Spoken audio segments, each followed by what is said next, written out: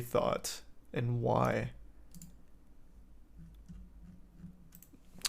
I forgot Rotten Tomatoes now makes you have to turn off your ad block, which is simply not happening.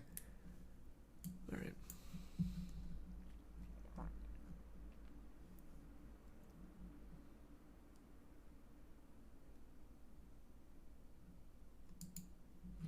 Okay, what's the lowest one here?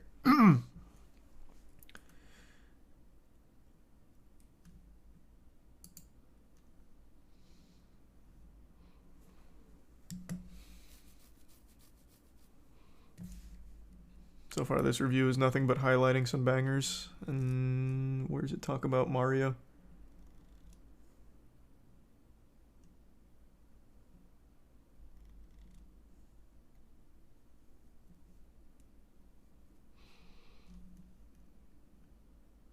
Super Mario Bros. Movie feels like a straight-to-DVD release. Dull and derivative.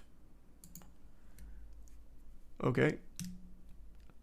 Awfully expensive straight-to-DVD release.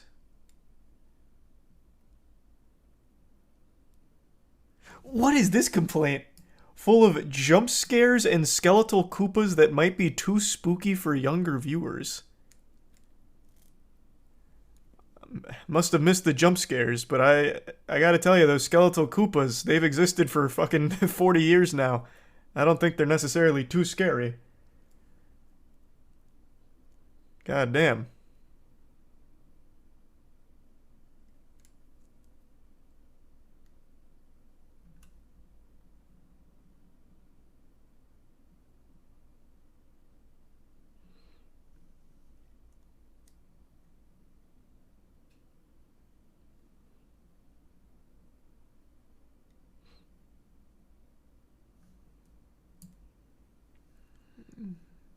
Not a compelling story or especially interesting voice performances or a single original idea. Yeah, like I said, there's not really a story. It's the simplest thing in the world, which is fine because it's mainly just about like bringing the fun of a Mario game to the big screen, which I thought it did a good job of. As for original idea, fuck you talking about? It's just Mario. It is literally Mario. What were they going in here expecting? The 1993 Mario Bros. Kind of setting? It's literally adapting a game. I don't know what the expectation was. Thanks to Risa Bongo, Jordan, Metal Fox, Harrison, Oyster, Duper, and the Tier 1 Naranja and Tier 1 Halcyon. The gifts of Binkies, or Binkles.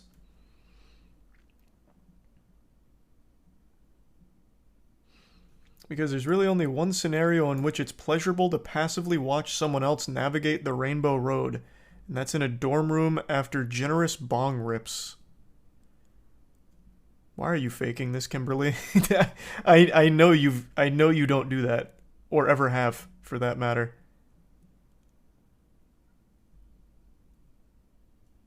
So, she didn't like it because it was too much like the game, I guess.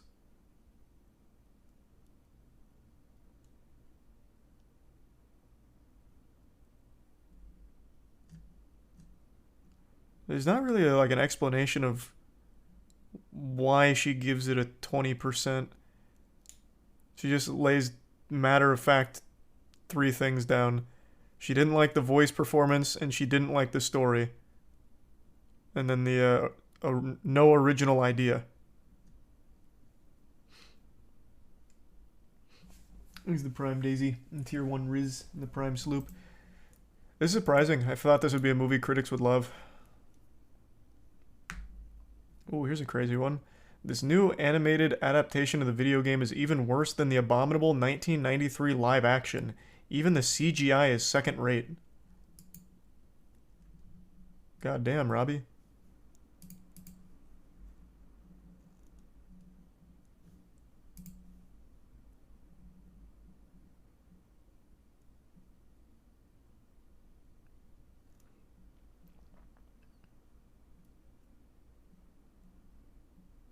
Goodness knows the 2 recent Sonic the Hedgehog films felt like vacuous cash-ins. Super Mario Bros. Makes them look like Raiders of the Lost Ark. Wow, so he didn't even like the Sonic the Hedgehog movies? I thought both of them were very solid. Damn. Bah humbug. Thanks for the resub, Dubsy. What qualifies someone as a film critic? When they write for a publication. So this is the Telegraph, for example. That's when they get to the movie critic side on Metacritic.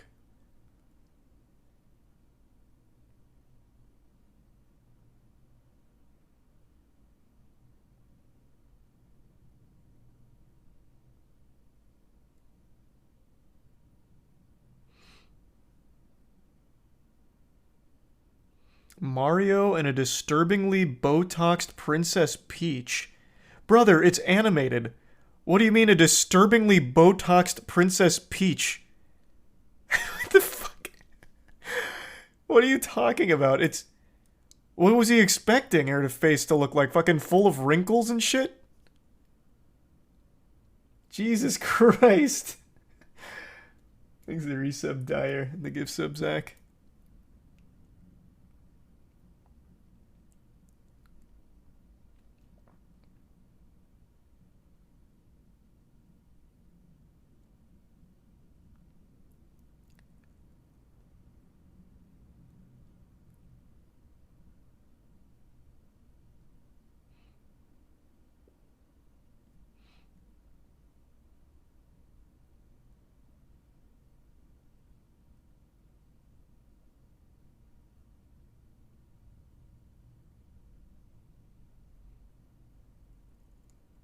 Damn. God damn, Robbie, that is scathing. He was fuming in his seat watching this one. I'd wager a guess he's actually never played a Mario game in his life would be kind of the vibe I get from this one. And I guess that made him mad. To call the CGI second rate though is kind of weird. The animation was really clean. You could argue that it's kind of like generic. It doesn't do anything like unique with it, like Puss in Boots. It's fine to just play it safe with its animation, but it's clear a lot of work went into it. So it looks good. That's a weird complaint.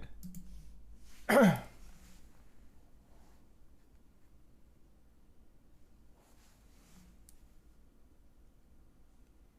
to resub Danny.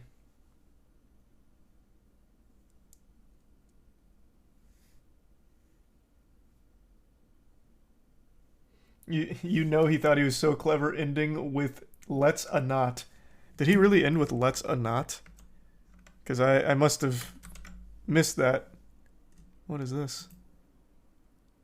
God, Telegraph is such a shit site. Well, now I can't scroll down again because Telegraph won't let me.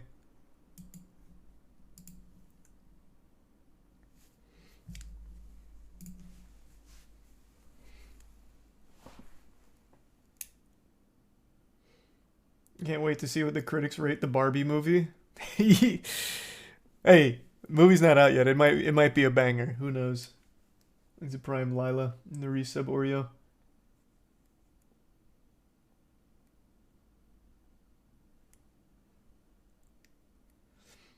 I disagree. I don't think critics have a place anymore. Like here, which I guess is a silly thing to say when I have the moist meter, but I don't think anyone should look at me as a critic. My tastes are pretty clear when it comes to like games and movies and shit. So if you agree with my taste, then maybe my recommendation means something. If you don't agree with it, then it probably doesn't mean anything. And that's the way every reviewer should be treated. A movie critic is completely fucking worthless because you don't know them, and they're very much off the wall with some of the shit they like and some of the shit they hate. If it's fucking all over the place.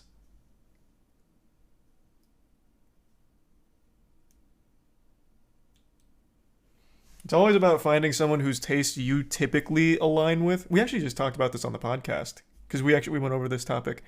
If you find someone whose taste you normally align with, their recommendation like means something or what they say about it will mean something. Otherwise, probably doesn't really matter much. Same reason why you should watch, like if you're on the fence about a game, watching a Let's Play or something, as opposed to going to like a faceless reviewer and what they said about it. Unless, of course, there's a reviewer you like Skill Up or something.